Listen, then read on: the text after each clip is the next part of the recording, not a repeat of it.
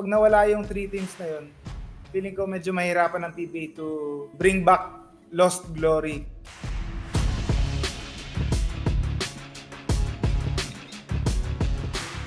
What will happen to the PBA if San Miguel pulls the plug on their 3 teams? Magko-collapse. May chance na mag-collapse ang PBA kung matutuloy nga yun. Kasi syempre, that's the medyo lifeblood na yun ng PBA na your top 3 teams in terms of fan base. Syempre, powerhouse teams yun. So nandun yung pinakamalakas na teams. Pinaka-most valuable teams, I think, kasi nandun nga yung pinakamalakas na may chance mag-champion each and every conference. So pag nawala yung 3 teams na yun, feeling ko medyo mahirapan ng PBA to bring back lost glory. Pero feeling ko nga hindi naman mangyayari yun. Kumbaga sobrang low percentage na mangyayari yun. Dahil nga passionate naman si Sir RSA. He's passionate about basketball.